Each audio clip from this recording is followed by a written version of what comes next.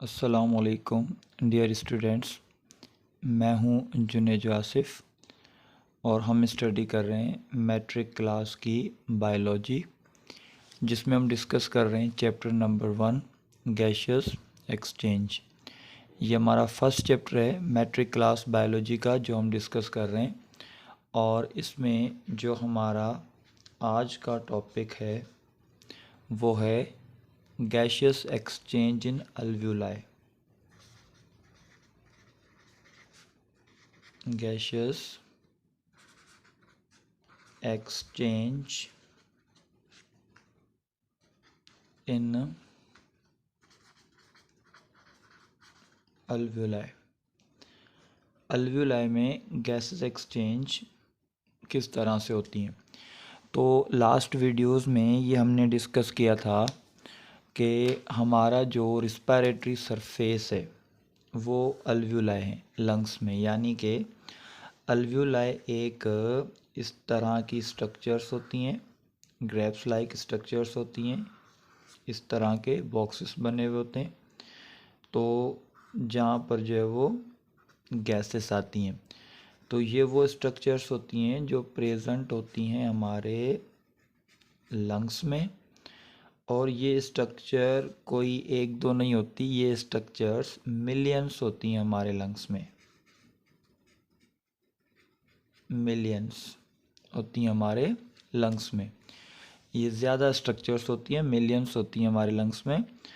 और ये वो स्ट्रक्चर्स होती हैं जिन्हें हम रिस्पायरेटरी सरफेस भी कहते हैं। रिस्पायरेटरी सरफेस, इन्हें हम रिस्पायरेटरी सरफेस भी कहते हैं।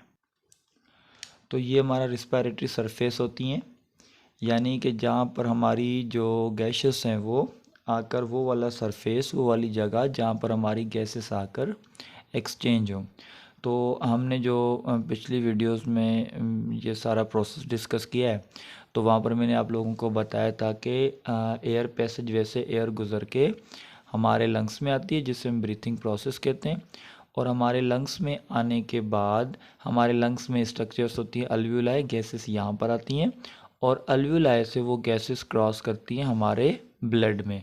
तो अगर इस प्रोसेस को हम यहाँ पर समझें, जैसे कि हम समझ रहे हैं गैस एक्सचेंज इन अल्व्यूलाई, तो यहाँ पर अगर मैं एक लार्ज स्ट्रक्चर बनाऊँ, जैसे ये एक लार्ज स्ट्रक्चर है जिसे हम कहते हैं कि ये अल्व्यूलाई है। अब अल्व्यूलाई में यानी कि जब हम इनहेल करते हैं, हम जब इंस्पायरेशन करते हैं, जो कि हमने डिस्कस किया था पिछली वीडियो में, तो जब हम बाहर से गैसेस को इनसाइड लेते हैं, जब हम सांस ले रहे होते हैं, तो उस वक्त हम बाहर से ऑक्सीजन ले रहे होते हैं। और जब हम एक्सहेल करते हैं, एक्सपायर कर रहे होते हैं, तो उस वक्त हम बॉडी से बाहर कार्बन डाइऑक्साइड भेज रहे होते हैं।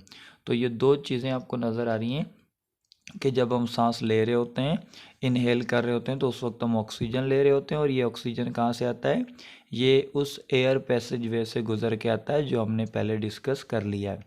और फिर यहाँ से अल्व्यूलाई से कार्बन डाइऑक्साइड हम एक्सहेल करते हैं, जो भी कहाँ से, यानी कि एयर पैसेज वे से गुजर कर हमारे नोज़ से होता हुआ हमारी बॉडी से बाहर जाता है।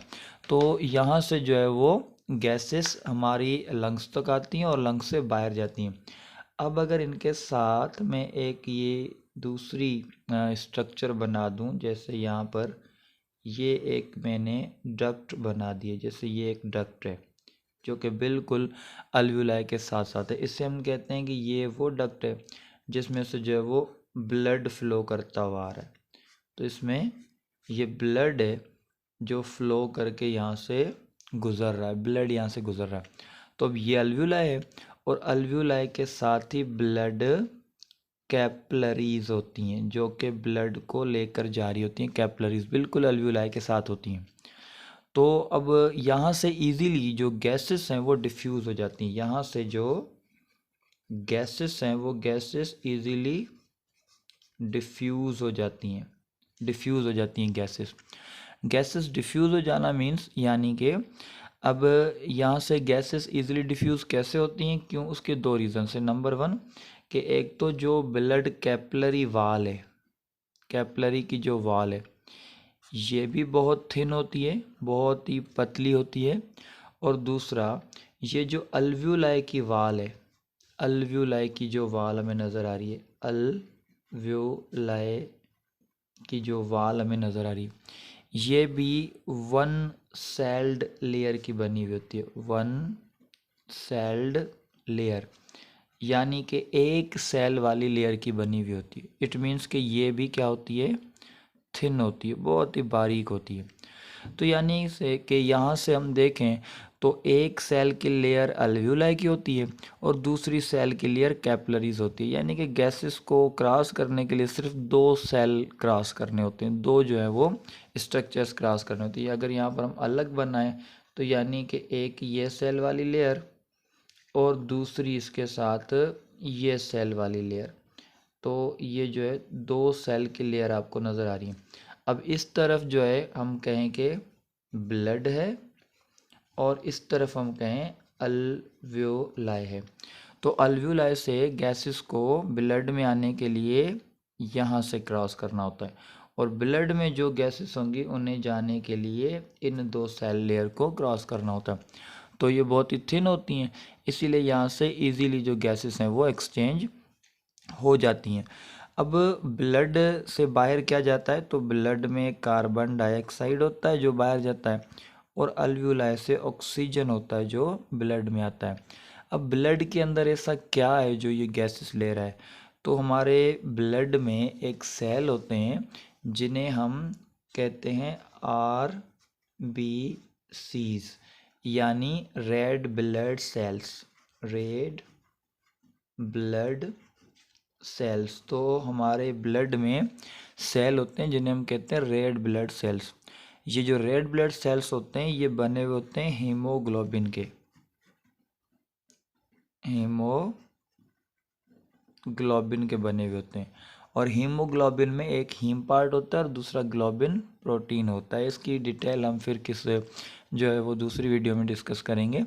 तो हीमोग्लोबिन जो हमारे रेड ब्लड सेल होते हैं वो हीमोग्लोबिन के बने हुए होते हैं और हीमोग्लोबिन जो है वो ऑक्सीजन को लेता है और सेल्स को देता है, यानी कि जितने भी सेल्स हैं उनको देता है। तो हीमोग्लोबिन ऑक्सीजन को लेकर जाता है और वो सारे सेल्स को देता है, ऑक्सीजन ले जाकर सेल्स को देता है। हमारी बॉडी के जितने भी सेल हैं, ब्लड पूरी बॉडी में सर्कुलेट करता है और जो हमारे अल्व्यूलाई से ऑक्सीजन आएगा हमारे ब्लड में तो वो हेमोग्लोबिन के पास जाएगा, आरबीसीज के पास जाएगा और वो लेकर हर एक सेल तक इसकी ट्रांसपोर्ट करेंगे। और उसके बाद सेल में जो कार्बन डाइऑक्साइड बनता है वो फिर हेमोग्लोबिन के पास आता है और हेमोग्लोबिन वो देता है किसको, अल्व्यूलाई को देता है। यानी कि यहाँ से निकल के ये जो कार्बन डाइऑक्साइड है वो अल्व्यूलाई के पास चला जाता है और वहाँ से फिर ये बाहर रिलीज हो जाता है। तो इसे हम कहते हैं कि गैसेस एक्सचेंज इन अल्व्यूलाई। तो अल्व्यूलाई में गैसेस एक्सचेंज किस तरह से हो रही हैं कि अल्व्यूलाई में जो हमारी जो एक स्ट्रक्चर्स होती हैं लंग्स में, जो भी हमारा ब्रीथिंग का प्रोसेस होता है, एयर पैसेज वैसे एयर हमारे लंग्स में आती है, ऑक्सीजन हमारे लंग्स में आता है और इस अल्व्यूलाई में आता है। अल्व्यूलाई में आने के बाद वो हमारे ब्लड में जाता है और ब्लड के आरबीसीज यानी हेमोग्लोबिन के पास जाता है और हेमोग्लोबिन जो है उसे ऑक्सीजन को लेकर पूरी बॉडी में डिस्ट्रीब्यूट करते हैं और पूरी बॉडी से कार्बन डाइऑक्साइड कलेक्ट करके वापस आकर अल्व्यूलाई को देते हैं। तो ये जो है वो गैसेस एक्सचेंज इन अल्व्यूलाई में प्रोसेस हो रहा होता है।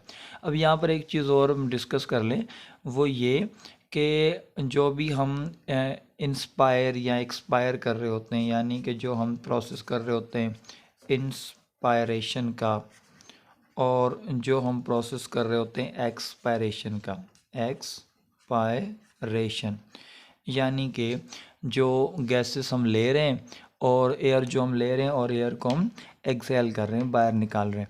तो यहाँ पर हम उसकी कंपोजिशन की अगर हम बात करें, यानी कि हम इंस्पायरेशन जब कर रहे होते हैं, इंस्पायर कर रहे होते हैं, इनहेलेशन कर रहे होते हैं, तो उस वक्त हम एयर ले रहे होते हैं और जब हम एक्सपायर कर रहे होते हैं, एक्सपायरेशन कर रहे होते हैं, तो भी हम एयर को बाहर भेज रहे होते हैं।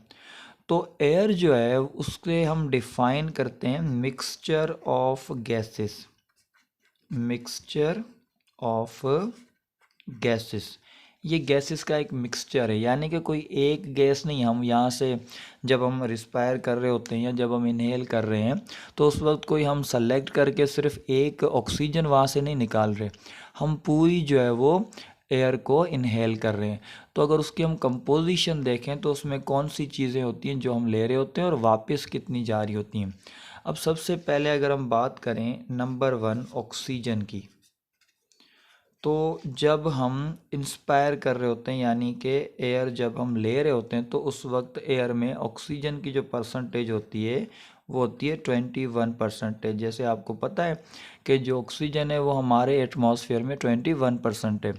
तो जो एटमॉस्फेयर से हम ले रहे होते हैं एयर, तो उसमें हमारे पास जो ऑक्सीजन आ रहा होता है वो 21% आ रहा होता है।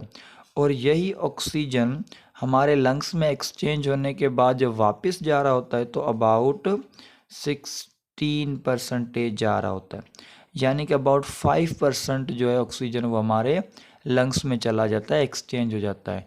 तो 21% तक जो ऑक्सीजन है वो हम लेते हैं जो कि हमारा एटमॉस्फेरिक ऑक्सीजन है, और 16% जो है वो वापस जाता है। 5% हम एक्सचेंज कर लेते हैं, हमारे आरबीसीज हमारा ब्लड ले लेता है। उसके बाद सेकंड अगर हम डिस्कस करें कार्बन डाइऑक्साइड की, तो जब हम इंस्पायर कर रहे होते हैं, जब हम इनहेल कर रहे होते हैं तो उस वक्त जो हम एयर लेते हैं उसमें अबाउट 0.03% कार्बन डाइऑक्साइड होता है जब हम उसे एयर बाहर से हम ले रहे होते हैं, क्योंकि हमारे एटमॉस्फेरिक एयर में जो कार्बन डाइऑक्साइड का अमाउंट है वो अबाउट 0.03% है। और जब कार्बन डाइऑक्साइड हम एक्सहेल कर रहे होते हैं यानी कि जब हम एक्सपायरेशन का प्रोसेस कर रहे होते हैं, तो तब जो कार्बन डाइऑक्साइड हमारी बॉडी से निकल रहा होता है एक्सपायरेशन में वो अबाउट 4% होता है। तो आ कम रहा है और जा ज़्यादा आ रहा है, यानी कि जस्ट 0.03% आ रहा है जब हम इंस्पायर कर रहे हैं, और अबाउट 4% जा रहा है। तो ये डिफरेंस क्यों आ रहा है? डिफरेंस इसीलिए आ रहा है क्योंकि हमने गैसेस एक्सचेंज में पढ़ा है कि हमारे हर सेल में कार्बन डाइऑक्साइड बनता है जब ग्लूकोज की ब्रेकडाउन होती है। तो कार्बन डाइऑक्साइड जो हमारे हर सेल में बनता है वो वहाँ से ब्लड में जाता है, ब्लड से वो हमारे लंग्स में आता है, और हमारे जो लंग्स हैं वो यहाँ से कार्बन डाइऑक्साइड बाहर भेज देते हैं। तो इसीलिए अंदर से हम ज़्यादा कार्बन डाइऑक्साइड बनाकर बाहर भेज रहे हैं, इसीलिए हमारे पास जस्ट 0.03% रहा है और यहाँ से जा रहा है अबाउट 4%।